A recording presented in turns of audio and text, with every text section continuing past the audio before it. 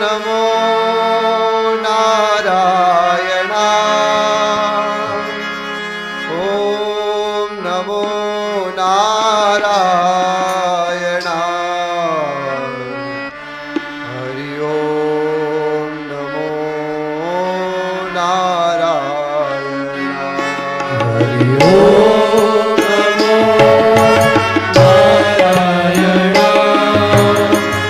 ओम नमो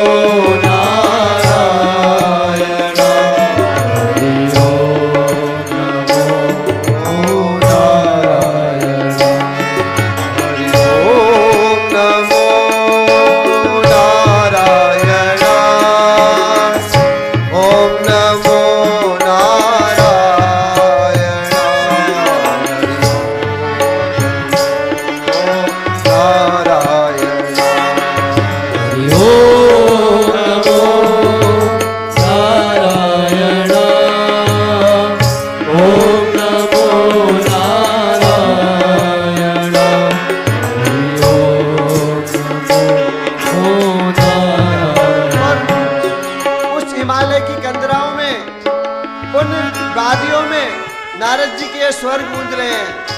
आप कभी पहाड़ों में गए हैं?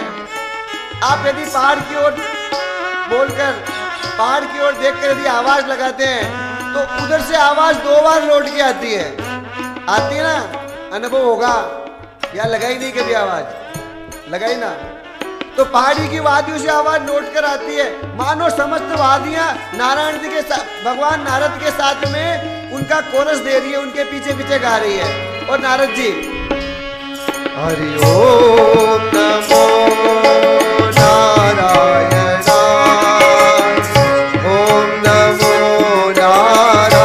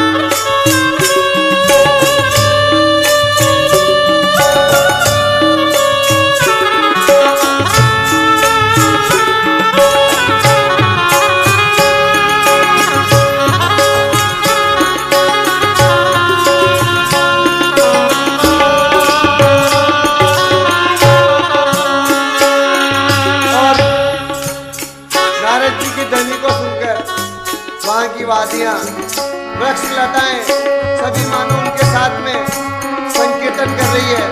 और जो ही व्यास जी की कानों तक ये बात पहुंची कि नारद जी का आगमन हुआ है, और जो ही व्यास जी के कानों में ये धुन पहुंची, व्यास जी जो चिंता मुक्त थे जो चिंता से युक्त थे वह सारी चिंताओं को त्याग कर नारद जी के साथ में संकीर्तन से संकीर्तन करने लगे और सारी चिंताएं उनकी जाती रही।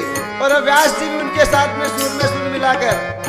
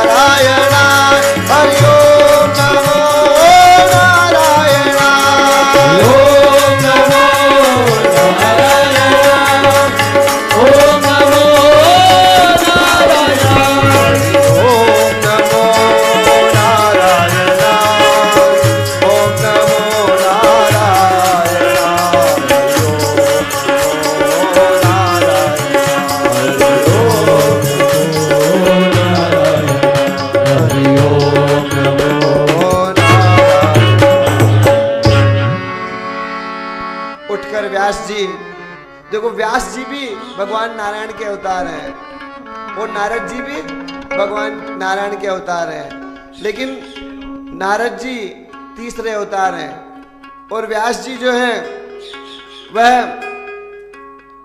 17वें अवतार हैं। तो बड़े कौन हुए? नारद जी। जो पहले दो भाई होते हैं बराबर होते हैं, लेकिन जो पहले जन्म लेता है उसका बड़ा सम्मान करते हैं, हमारे बड़े हैं। तो व्यास जी उठकर नारद जी का सम्मान करते हैं, उठकर उनको आसन देते हैं, उनके चरण पखारते हैं और उनसे अपनी मन की व्यथा कहते हैं कि भगवान। नारद जी उनसे पूछते हैं कि हे पाराशर्य, आपका मन उदास क्यों है?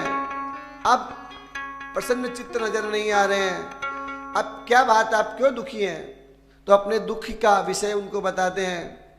कहते हैं भगवान, मैंने एक उत्तम संसार की कल्पना करी थी जिसमें मनुष्य अपने मनुष्य तत्व के साथ में रहे, मनुष्यत्व के साथ में रहे, न हिंसा हो न पाप हो।